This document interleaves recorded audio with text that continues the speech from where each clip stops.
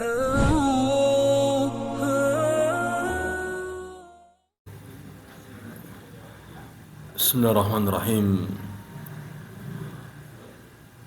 Assalamualaikum warahmatullahi wabarakatuh.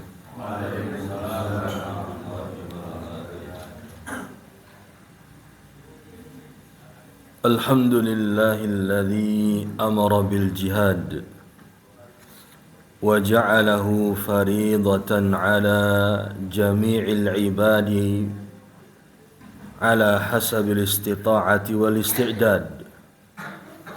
Wa ashhadu an la ilaha illallah wahdahu la syarika lah syahadatan tunji man qalaha wa amila biha yawma yakumul ashhad. Wa ashhadu anna Muhammadan abduhu wa rasuluhu wa khaliluhu wa safiyuhu wa khairatuhu ala jami'il ibad. Fasallallahu alaihi wa ala alihi wa ashabihi al-bararatil amjad wa sallama tasliman kathiran ila yaumil ma'ad. Amma ba'd. Allahumma inna nas'aluka ilman nafi'an wa rizqan tayyiban wa amalan mutaqabbalan. Allahumma a'inna ala dzikrika wa syukrika wa husni ibadatika. Allahumma 'allimna ma yanfa'una wanfa'na bima 'allamtana wa zidna ilma. Hadirin jamaah salat subuh muslimin dan muslimat, hafizani wa hafizakumullah. Pagi hari ini Ahad, hari yang ke-10 dari bulan yang kedua dalam penanggalan Islam, bulan Safar tahun 1445 dari hijrahnya Nabi kita tercinta Nabi Ahmad sallallahu alaihi wa alihi wa sahbihi wa baraka wa sallama, yang bertepatan dengan tanggal 27 Agustus 2023 Miladiah. Kita melanjutkan dari silsilah rangkaian kajian berseri kita, membahas riwayat-riwayat yang dikumpulkan oleh salah seorang ulama Islam, yaitu Al-Hafidh Ibnu Hajar Al-Asqalani rahimahullah, dari pembahasan Kitabul Jami', bagian yang terakhir dari kitab Bulughul Maram, seputar kehidupan seorang muslim dan muslimah.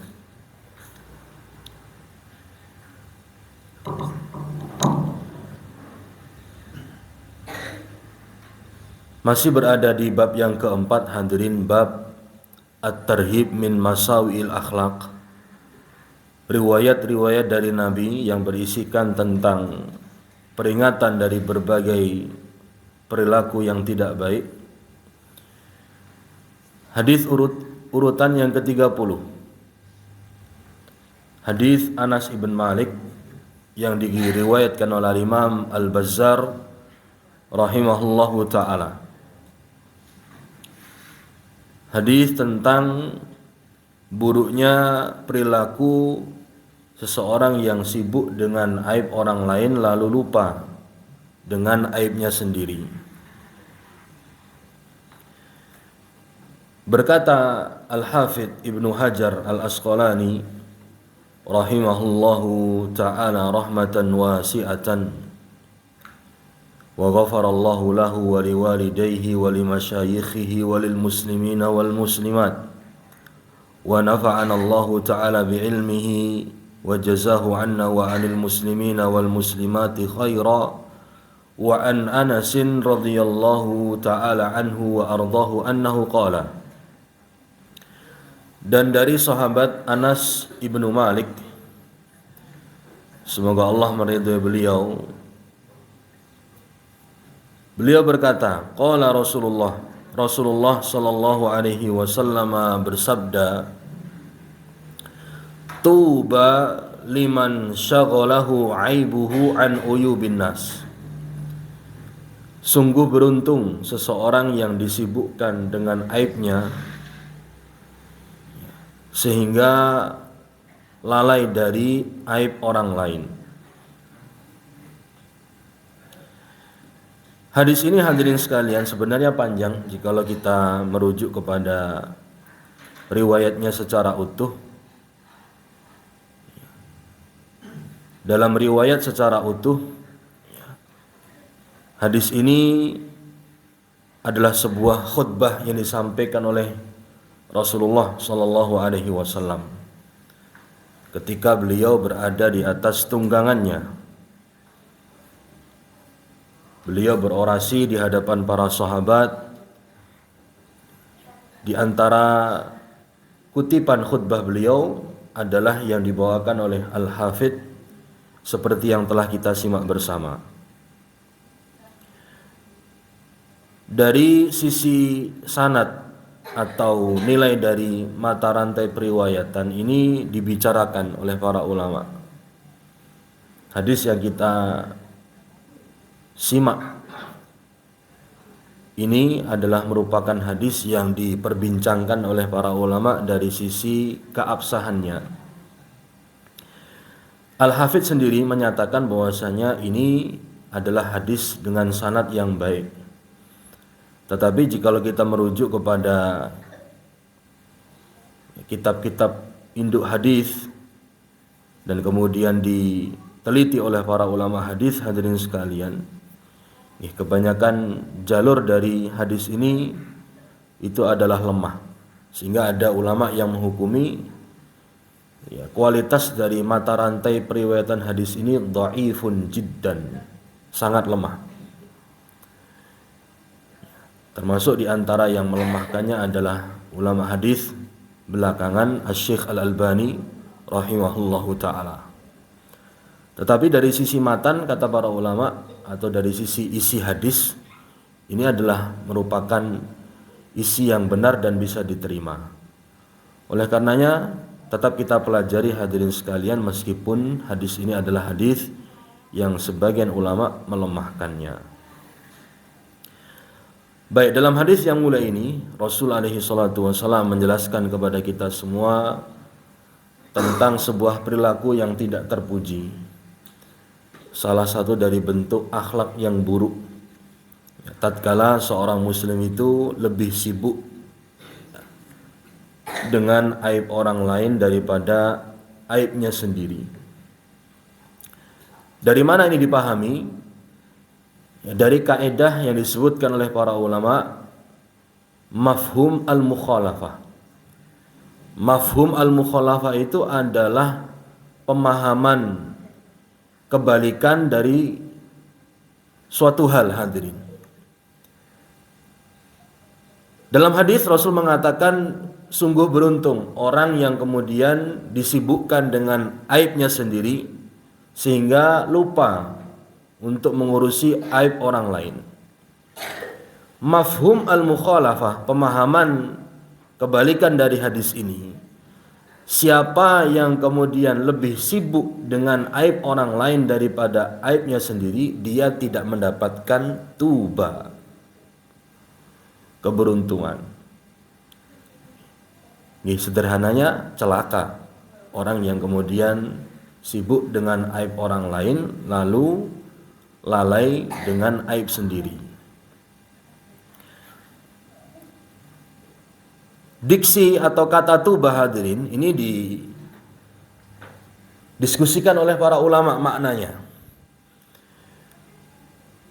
Yang masyhur dari keterangan para ulama tentang syarah atau penjelasan makna tuba, yang kemudian menjadi acuan bagi kita para penuntut ilmu dan muslimin secara umum untuk memahami diksi tuba ini. Karena tidak hanya dalam konteks hadis ini yang kita dengar kata tuba. Sering kita mendengar dari guru-guru kita, dari kiai kita, hadirin, ketika mengutip sebuah hadis Nabi, akan keutamaan orang-orang yang terasing, para ghuraba, Rasul mengatakan fatuba lil ghuraba. Yang biasa kemudian kita tangkap terjemahan bebasnya itu adalah maka beruntunglah bagi orang-orang yang asing. Ternyata tuba dalam analisa para ulama itu memiliki dua makna. Ya, makna yang pertama adalah da'watun lahu bil husna wal khair. Ya, tuba ini adalah diksi yang merupakan ungkapan doa agar mendapatkan limpahan kebaikan. Dari kata thayyib hadirin, yang artinya baik. Maka sebuah kebaikan ya bagi orang yang melakukan demikian dan demikian ketika dia mendapatkan ungkapan tuba. Nah, sederhananya seperti yang kita sampaikan tadi ya, beruntung Pak, sungguh beruntung, tuba. Lalu makna yang kedua kata para ulama adalah ismu syajaratin fil jannah. Tuba adalah salah satu nama pohon di surga. Tuba adalah salah satu nama pohon di surga sana. Merujuk kepada makna yang kedua ini, ketika Rasul mengatakan tuba bagi orang yang disibukkan oleh aibnya sehingga lupa dengan aib orang lain, ya, seolah-olah Rasul itu mendoakan kepada orang tersebut, ya, mudah-mudahan orang tersebut mendapatkan surga dan kenikmatannya. Salah satunya dinaungi dengan pohon yang ada di surga sana. Disebutkan dalam riwayat tentang keajaiban pohon yang ada di surga hadirin, salah satunya pohon tuba ini. Ini dalam riwayat ya, orang yang mendapatkan nikmat karunia dari Allah Subhanahu wa taala berupa tuba tadi, ya, dia akan diberikan naungan dari pohon ini masirata mi'ata am. Ya, selama 100 tahun, Pak. Dan ukuran 100 tahunnya dunia itu tentu berbeda dengan akhirat. Sehingga luar biasa orang yang didoakan oleh Rasul alaihi salatu wasallam mendapatkan tuba ini. Karena apresiasinya luar biasa dari sosok manusia yang istimewa melalui wahyu Allah tabaraka wa taala dari langit sana hadirin, tidak mudah bagi kita untuk mengamalkan ini. Orang yang kemudian berhasil mengendalikan dirinya, menaklukkan jiwanya untuk lebih telaten mengurusi aib-aibnya daripada aib saudara-saudaranya, dia berhak mendapatkan reward penghargaan yang luar biasa ini. Dan itu sulit, Pak. Kenapa? Karena kita memiliki kekurangan, kita jarang menyadari akan kekurangan diri kita sendiri. Padahal kita tahu kita sebagai seorang manusia, man minna salimun minal uyub.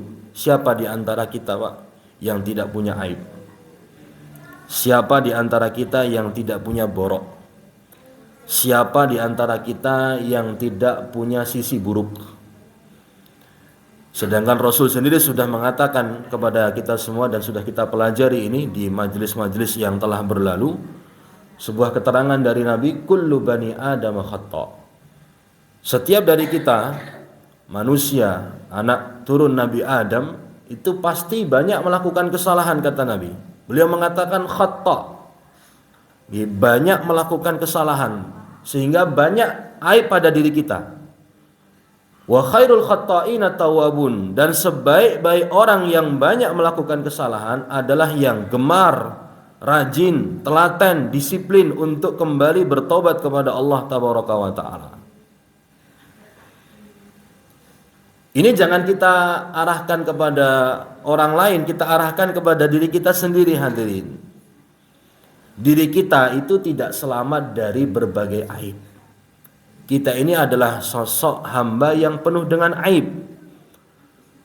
Maka seharusnya secara logika dan akal yang sehat, Bagaimana kita sibuk dengan aib orang lain sedangkan diri kita itu adalah sosok yang banyak punya aib.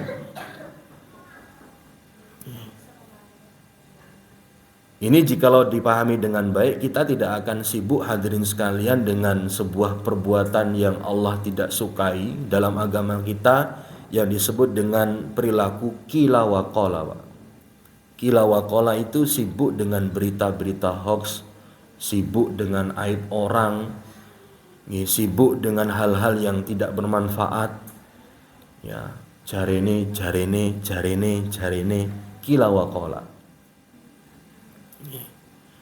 Tentunya kita sebagai seorang muslim dan muslimah yang berusaha untuk memperbaiki diri kita masing-masing, kita tidak akan sibuk dengan hal-hal yang tidak bermanfaat seperti itu. Apa yang kita hasilkan hadirin dari waktu kita yang dihabiskan untuk mengurusi aib orang lain sedangkan kita lupa dengan aib kita sendiri? Ya, padahal kenyataannya kita ini adalah manusia yang penuh dengan aib. Dalam masalah teori jihad, Pak, para ulama memahamkan kepada kita semua dan ini ya banyak gagal dipahami oleh kita dan saudara-saudara kita, terutama aktivis-aktivis yang sangat menggebu-gebu dalam masalah jihad. Ini yang dilabeli oleh para ulama dengan jihadiyun, para jihadis, Pak. Kita tidak antipati dengan yang nama jihad. Bahkan jihad itu adalah bagian dari ibadah besar di agama kita. Allah sebutkan dalam rangkaian ayat Al-Hajj 77 sampai 78, Allah menyuruh kita semua orang-orang yang beriman, ya ayyuhalladzina amanu, wahai orang-orang beriman, irka'u, sujud, rukuklah kalian, wasjudu, sujudlah kalian, wa'budu, beribadahlah akan kepada Rabbakum, Allah Subhanahu wa taala, waf'alul khaira, kerjakanlah berbagai kebaikan, la'allakum tuflihun, kata Allah, mudah-mudahan dengan rukuk, sujud, ibadah dan kebaikan yang kalian kerjakan kalian mendapatkan al-falah, keberuntungan dari Allah. Kemudian di ayat setelahnya secara khusus Allah pisahkan sebuah ibadah besar yang tidak Allah sandingkan langsung dengan rukuk, sujud, ibadah dan perintah untuk mengerjakan berbagai kebaikan. Ibadah apa? Wajahidu fillahi haqqa jihadih, kata Allah. Berjihadlah di jalan Allah dengan sebenar-benarnya. Kata para ulama, jihad di jalan Allah haqqa jihadih seperti yang telah dilakukan oleh uswatun hasanatun, qudwatun shalihatun, suri toladan kita semua, baginda Nabi Muhammad SAW, itu ada 4 level, Pak. Leveling jihad dalam agama kita. Jihad yang pertama ini adalah jihad tingkat yang paling dasar. Nih, seperti layaknya anak sekolah, Pak, tidak mungkin ujuk-ujuk sekolah ceprot lahir langsung mahasiswa. Pasti akan belajar dari tingkatan yang paling dasar terlebih dahulu, pendidikan PAUD. Nah, pendidikan PAUD berkaitan dengan leveling jihad hadirin sekalian adalah jihadu al-hawa wan nafs. Jihad melawan hawa nafsu dan diri kita sendiri. Ini berhasil kita lolos verifikasi naik ke level yang kedua. Jihadu syaitan, jihad melawan setan. Level yang kedua berhasil kita selesaikan, ada level yang berikutnya, jihadul kufar, jihad melawan orang-orang kafir. Lalu yang keempat, level yang paling atas adalah jihadul munafikin, jihad melawan orang-orang munafik. Nah, kebanyakan saudara-saudara kita yang membara semangat jihadnya, Pak, mereka terpatri dalam benaknya jihad itu identik dengan pedang, identik dengan mengangkat senjata. Dan mereka melupakan aktivitas kita seperti pagi hari ini itu bagian dari jihad. Kita berjuang di jalan Allah ini dengan aktivitas kita belajar ilmu agama. Untuk apa? Untuk menyelesaikan level pertama dan level kedua, Pak. Sebelum nanti kita kemudian melakukan jihad yang sifatnya eksternal. Dari 4 leveling jihad, 2 itu jihad internal, 2 yang berikutnya jihad eksternal. Jihad internal bagaimana? Ini arahnya perbaikan dari diri kita sendiri dan orang-orang di dekat kita. Ini berhasil hadirin sekalian, baru kemudian jihad yang sifatnya eksternal, Pak, melawan orang-orang kafir dan orang-orang munafik. Nah, sekarang yang terjadi, ya kebanyakan dari orang yang membara api jihadnya itu lebih fokus kepada jihad melawan orang-orang kafir, jihad melawan orang-orang munafik, tetapi lalai dari jihad melawan diri sendiri dan syaitan. Sehingga enggak heran hadirin sekalian kemudian praktek-praktek jihad yang ada dari mereka-mereka ini yang ngawur-ngawuran, Pak, ugal-ugalan, karena tidak memahami leveling konsep jihad yang sebenarnya. Menyelesaikan level pertama hadirin sekalian, Al-Imam Ibnul Qayyim rahimahullah memaparkan jihad melawan diri sendiri itu punya 4 leveling lagi, Pak. Loh, panjang kan ini perjalanan jihad kita sebelum kita kemudian berapi-api melawan orang-orang kafir. Jihad di level yang pertama, melawan diri kita sendiri dan hawa nafsu kita, itu memiliki 4 tingkatan. Level yang paling dasar adalah jihad ala ta'allumil huda wal ilmin nafi', jihad untuk mempelajari hidayah dari Allah Subhanahu wa taala dan berbagai ilmu yang bermanfaat. Wah, ini tidak mudah hadirin sekalian. Kita bisa rutin lenggah kados niki. Kita meluangkan waktu, meninggalkan keluarga kita sejenak, meninggalkan pekerjaan kita untuk duduk seperti ini bagian dari perjuangan loh, Pak. Kita belajar ilmu agama dari rumah, ini asrep ngoten niki. Kemudian kita tetek hati untuk berangkat, itu bagian dari jihad. Jihad kita belajar ilmu agama dan hidayah dari Allah Tabaraka wa taala. Kemudian yang kedua, setelah kita berhasil untuk jihad melawan diri kita sendiri dalam bentuk ta'allumil huda, mempelajari hidayah dan ilmu yang bermanfaat, adalah al-jihadu alal amal, jihad mengamalkan ilmu dan hidayah yang kita pelajari.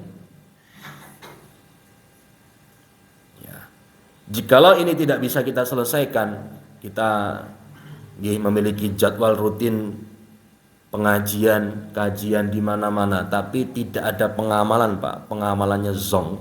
Artinya kita belum menyelesaikan leveling jihad tingkat yang pertama, level yang kedua. Kita hanya sekedar mengisi, istilahipun niku kalau orang-orang, Pak, siraman rohani. Hanya sekedar disirami tok, Pak. Tidak ada aplikasinya. Jadi seperti ini yang paling utama, bukanlah hanya sekedar kehadiran dan munculnya wajah kita seterai, bukan, Pak, tapi mengamalkan apa yang kita dengar, apa yang kita simak dari guru-guru kita, sedikit demi sedikit kita amalkan. Kita ubah dalam diri kita dan keluarga kita. Ini berhasil, sukses, Pak, level yang kedua dari jihad yang paling dasar. Kemudian level yang ketiga adalah al-jihadu ala dakwah. Berjihad untuk menyebarluaskan ilmu yang telah kita pelajari dan kita amalkan. Kita ajarkan, kita share seluas-luasnya kepada saudara-saudara kita yang tidak mengetahuinya. Lalu yang keempat, hadirin sekalian, adalah al-jihad ala sabr inda masyakid dakwah. Kita berjihad untuk sabar dalam menghadapi berbagai tantangan dan kesulitan dalam misi berdakwah dan menebarkan kebaikan seluas-luasnya kepada saudara-saudara kita. Ternyata serumit itu, Pak, dalam masalah jihad. Dan jikalau kita kaitkan dengan hadis utama kita tadi, konsep leveling jihad yang paling dasar, Pak, jihad melawan diri kita dan hawa nafsu kita itu, ini kalau kita selesaikan dengan baik, kita nggak akan punya waktu, Pak, untuk mengurusi orang lain. Sehingga bisa disimpulkan dalam bahasa sederhananya, wong sing sibuk karo aib orang lain, Pak, itu adalah orang yang nggak punya kerjaan, Pak. Orang yang hari-harinya mengurusi aib orang lain, selalu meluangkan waktu untuk mencari-cari aib orang lain, itu adalah orang-orang yang gak punya kerjaan. Kita sebagai seorang muslim dan muslimah, pekerjaan kita banyak, Pak. Terutama tadi jihad melawan diri kita sendiri. Tantangannya besar, hadirin sekalian, untuk level jihad yang paling dasar. Dari mana sisi tantangannya? Dari diri kita, Pak. Diri kita ini memiliki potensi tidak baik. Ada bakat baik, tetapi lebih dominan bakat tidak baiknya, hadirin sekalian. Allah mengatakan tentang ungkapan Nabi Yusuf mengakui akan kekurangan beliau. Beliau mengatakan, wama ubarri'u nafsi. Aku ini tidak bisa dengan mudah menaklukkan hawa nafsuku, kata Nabi Yusuf. Innan nafsala ammaratun bisu. Jiwaku ini selalu membisikkan, selalu mengajak kepada hal-hal yang asu, tidak baik, kata Nabi Yusuf. Nabi ketika berjumpa dengan salah seorang sahabatnya, hadirin sekalian, yang bernama Al-Husain ibn Ubaid radhiyallahu taala anhu, sebelum beliau masuk Islam. Nabi mengatakan kepada sahabatnya ini sebelum beliau masuk Islam, aslim, u'allimuka kalimatin yanfa'uka biha. Masuklah engkau ke dalam Islam, wahai Husain, aku ajarkan kepada engkau beberapa petuah doa. Mudah-mudahan petuah ini memberikan manfaat kepada dirimu. Husain pun masuk Islam, lalu diajarkan oleh Nabi sebuah doa, hadirin. Allahumma alhimni rusydi wa kini syarra nafsi. Doa yang sangat luar biasa kalau kita amalkan, hadirin. Allahumma ya Allah, alhimni rusydi. Ilhamkanlah kepada aku berupa petunjuk atau hidayah, agar aku terbimbing dalam menjalani hidup ini. Allahumma alhimni rusydi. Kemudian wakini, dan lindungilah aku, selamatkanlah aku, syarra nafsi, dari buruknya jiwaku. Diajarkan oleh Rasul kepada Husain ibn Ubaid untuk meminta kepada Allah, wakini syarra nafsi. Minta pelindungan dari Allah agar dijaga dari jeleknya jiwa beliau. Ini dikuatkan kembali dengan kutipan dari khutbah hajah yang sering disampaikan oleh Nabi dan kita sering simak, hadirin. Beliau mengatakan sallallahu alaihi wasallam, wa na'udzubillah min syururi anfusina wa min sayyiati a'malina. Ini sayangnya seringkali tidak diterjemahkan, Pak, sehingga kita hanya lewat lalu saja. Janjane artinya apa? Innal hamdalillah nahmaduhu wa nasta'inuhu. Kalau itu diterjemahkan tentu masyarakat akan paham, apalagi diulas, Pak. Al-Imam Asy-Syaikh Al-Albani rahimahullah punya tulisan yang luar biasa berkaitan dengan khutbatul hajah. Beliau ulas dari sisi kualitas sanad dan riwayat-riwayat yang ada, kemudian beliau jelaskan sedikit tentang makna pada khutbatul hajah. Nah, salah satu yang diselipkan oleh Nabi, beliau meminta perlindungan kepada Allah, hadirin, dari siapa? Min syururi anfusina, dari buruknya diri kita. Berarti kan diri kita ini punya potensi, Pak, punya bakat tidak baik. Salah satunya apa? Sibuk dengan urusan orang. Kemudian beliau mengatakan, wa min sayyiati a'malina, berlindung kepada Allah dari keburukan amal perbuatan kami. Termasuk keburukan amal perbuatan kita, kita lupa dengan aib kita dan lebih ingat dengan aib orang lain. Nah, ini hadirin sekalian, jikalau dipahami dengan baik, kita mengerti duduk perkaranya, Pak, insya Allah kita akan mudah dalam mengamalkan hadis ini. Tetapi yasir itu alaman yasarahullahu alaih. Mudah itu bagi siapa, Pak, yang Allah berikan kemudahan. Selain daripada kita memahami tentang konsep dasar jihad tadi untuk membantu kita mengamalkan hadis ini, hadirin, kita perlu hadirkan motivasi yang lain. Salah satunya, kita perlu catat dan ingat, hadirin, ketika kita gemar membicarakan aib orang lain, pasti, Pak, aib kita itu juga akan dibicarakan oleh orang lain. Ini harus selalu kita ingat resikonya. Jenengan berani membicarakan aib orang di hadapan orang lain yang mendengar pembicaraan kita kelak akan membicarakan kita semua. Salah seorang ulama salaf as-saleh yang bernama Imam Malik ibn Anas, guru daripada Imam Syafi'i rahimahullah, beliau bercerita, Pak, tentang kenyataan yang beliau lihat di kota Madinah. Kata beliau, adraktu bihadhil baldati ay bil Madinah. Aku memahami situasi yang terjadi di kota Madinah. Situasinya bagaimana? Aku melihat ada aqwaman lam takun lahum uyubun. Aku melihat di sana ada beberapa elemen masyarakat, beberapa kaum di kota Madinah. Mereka itu sebenarnya tidak punya aib, tidak ada kejelekan yang terlihat dan terekspos. Jadi baik-baik saja selama ini. Reputasi mereka itu tidak tercoreng. Baiklah. Harkat martabatnya terjaga. Tapi itu berubah, kata Imam Malik, fa'abun nas fasarat lahum uyub. Itu berubah ketika mereka mulai berani menggunakan mulutnya untuk membicarakan aib manusia. Awalnya mereka bersih, Pak. Reputasinya baik, resik pokoknya. Tapi ketika mereka berani membicarakan aib manusia, keadaannya berubah. Kata Imam Malik, sarat lahum uyub. Mereka sekarang punya aib, reputasi mereka rusak. Seiring dengan mereka memberanikan diri untuk membicarakan aib manusia.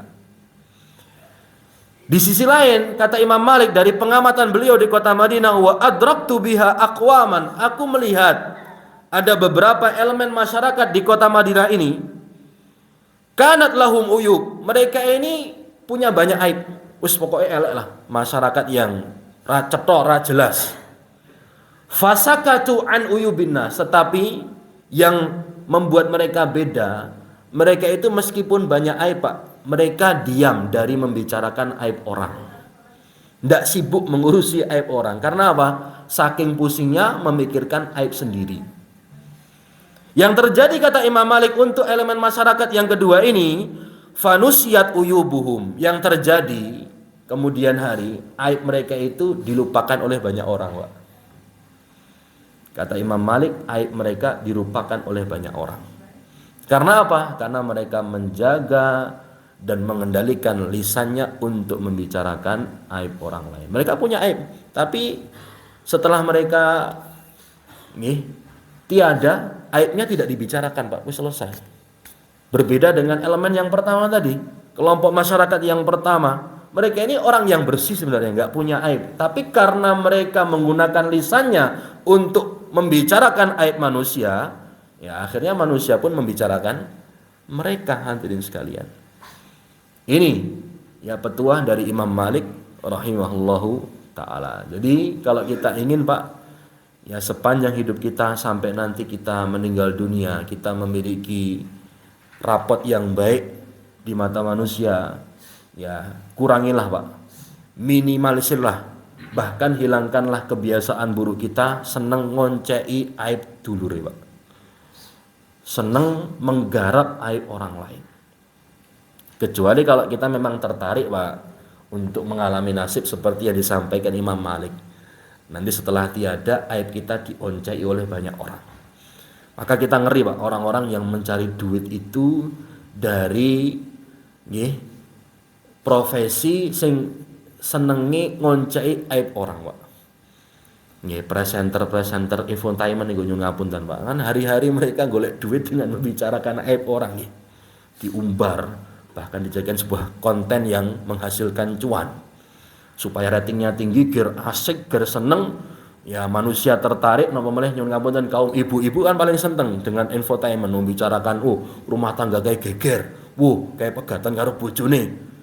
Senang sekali dengan hal yang seperti ini. Nah, mereka ini kita khawatir, hadirin sekalian, kalau tidak kemudian sadar dan bertobat kepada Allah Subhanahu wa taala, binasa dan celaka mereka, Pak. Karena sibuk menayangkan, menampilkan dan menelusuri aib banyak orang. Nah, sikap yang bijak, sikap yang hikmah, sikap yang mencerminkan ilmu dari seseorang itu ketika tahu aib orang, hadirin sekalian, dia berusaha untuk tutup, Pak. Kecuali kalau kondisinya ini adalah aib yang mengharuskan kita untuk kemudian menceritakannya agar manusia itu berhati-hati dari orang ini. Seperti yang sudah kita pelajari dulu tentang masalah hukum ghibah. Ada beberapa ghibah yang diperbolehkan. Salah satunya kita melihat ada orang yang terang-terangan secara frontal terbuka melakukan berbagai kemaksiatan, bahkan hadirin sekalian dia menyuruh orang untuk melakukan kemaksiatan tersebut. Maka tidak ada salahnya bagi kita untuk membicarakan aib orang tadi sebatas dari perbuatan yang dia lakukan. Kalau tidak ada kepentingan seperti itu, maka prinsipnya kita sebagai seorang muslim itu seperti yang dilakukan oleh Nabi alaihi salatu wasallam dalam motivasi beliau, man satara musliman satarahullahu fid dunya wal akhirah. Siapa yang menutup aib seorang muslim, Allah akan tutup aibnya, bukan hanya di dunia, Pak, nanti di akhirat. Alangkah memalukannya kita kalau nanti ditelanjangi oleh Allah, Pak, di akhirat. Mungkin sekarang kita aman-aman saja di dunia dengan kita sibuk mengurusi aib orang, mengumbar kejelekan mereka. Di akhirat Allah telanjangi kita semuanya. Baik, ini beberapa uraian hadirin sekalian dan keterangan dari para ulama berkaitan dengan syarah atau penjelasan dari hadis Anas bin Malik ini. Yang selanjutnya adalah kesimpulan sekaligus pelajaran yang dapat kita petik bersama hadirin. Yang pertama dari pelajaran yang bisa kita simpulkan adalah janji dari Nabi alaihi salatu wasallam ini berupa tubah, keberuntungan atau kenikmatan di surga berupa naungan pohon yang ada di sana bagi orang-orang yang melakukan amalan seperti yang disebutkan oleh beliau, yaitu sibuk dengan aib diri sendiri dan lalai dari aib orang lain. Kemudian kesimpulan yang kedua, kita telah pelajari bersama hadirin bahwasanya setiap dari kita itu pasti punya banyak aib. Ini yang harus kita sadari ya, supaya kita memahami kenyataannya dan kita bisa mengelola ya dan memanajemen diri kita masing-masing. Jangan sampai kemudian kita lalai dengan hal ini. Kemudian yang ketiga hadirin sekalian, aib kata para ulama itu terbagi menjadi dua. Ada aib yang sifatnya khalqi, ada aib yang sifatnya khuluqi. Aib yang sifatnya khalqi itu berkaitan dengan masalah kodrat penciptaan hadirin. Contoh kita melihat ada aib pada tetangga kita, mungkin ya dari tubuhnya, Pak, dia terhitung sebagai difabel, ya orang yang cacat, orang yang tidak genep. Ya, ini aib secara khalqi yang sifatnya kodrati. Kemudian yang kedua ada aib yang sifatnya khuluqi, yaitu berkaitan dengan perilaku. Ya, kita lihat ada tetangga kita yang perilakunya tidak baik. Ya, daripada kita bicarakan aib orang tersebut tidak ada penyelesaian, Pak, kita selesaikan baik-baik dengan dia. Datang ke rumahnya baik-baik, kemudian diskusi, minta izin, Bapak, saya ingin ngudoroso, Pak. Ingin mengajak ngobrol nih, sambung rasa, sambung hati, dari hati ke hati, Pak. Saya ini tidak nyaman dengan perilaku jenengan, Pak. Apakah jenengan ini melakukan yang demikian itu atas kesadaran atau jenengan tidak tahu tentang hukumnya? Ini kan lebih elegan, Pak, lebih baik daripada kita ngumbar, ngudorosa ke orang, lalu tidak ada penyelesaian. Apa malah orang yang kita ajak ngomong itu malah nambah-nambahi, Pak. Wah, ya sudah. Jadi majelis ghibah berjamaah hadirin sekalian. Kita menelanjangi saudara kita secara terang-terangan, secara terbuka. Ini hadirin sekalian, dua aib ini yang harus kita pahami, dan itu, Pak, ada pada diri kita. Kita punya aib secara khalqi, kita juga punya aib secara khuluqi. Ya, ini kalau kita pahami hadirin sekalian, tentu kita akan lebih bijak lagi. Lalu yang terakhir hadirin sekalian, kesimpulan yang dapat kita tarik bersama dalam hadis ini, kita belajar bagaimana luar biasanya cinta Rasul ya sallallahu alaihi wasallam kepada kita semua. Ya, di antara bentuk kecintaan yang dapat kita tangkap hadirin, bagaimana beliau itu mendidik kita dengan pendidikan yang luar biasa. Ya, salah satunya dengan pendidikan akhlak agar kita ini menjadi manusia yang adil dan beradab. Sila kepentingan dalam Pancasila niku, kemanusiaan yang adil dan beradab. 5, Pak. Nah, bagaimana kita bisa menjadi manusia yang adil dan beradab? Kembali kepada sila yang pertama. Napa niku, Pak? Ketuhanan yang Maha Esa, pendidikan ketauhidan, pendidikan agama.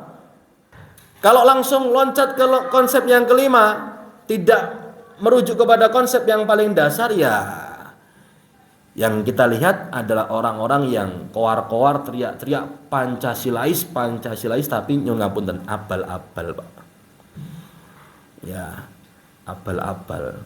Sehingga yang terjadi ya kita lihat hanya sekedar slogan dan jargon belaka Pancasilais itu.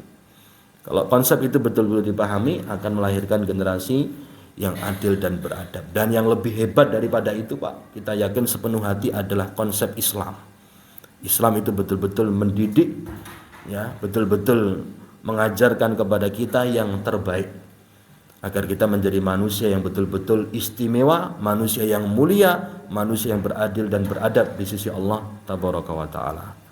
Demikian hadirin sekalian, kita berdoa dan memohon kepada Allah agar Allah senantiasa memberikan taufik dan hidayah kepada kita semua, membimbing kita selalu dalam bimbingan Al-Quran dan Sunnah, telah mewafatkan kita semua dalam keadaan husnul khatimah dan memasukkan kita semua ke surganya Allah Subhanahu wa Ta'ala, Al-Firdaus Al-A'la. Amin ya mujibas sa'ilin. Mari kita akhiri dengan doa kafaratul majlis. Subhanakallahumma wa bihamdika nasyhadu an la ilaha illa anta nastaghfiruka wa natubu ilaik. Wa sallallahu ala nabiyyina Muhammad wa sallam. Walhamdulillahi rabbil alamin. Tsumma assalamu alaikum warahmatullahi wabarakatuh.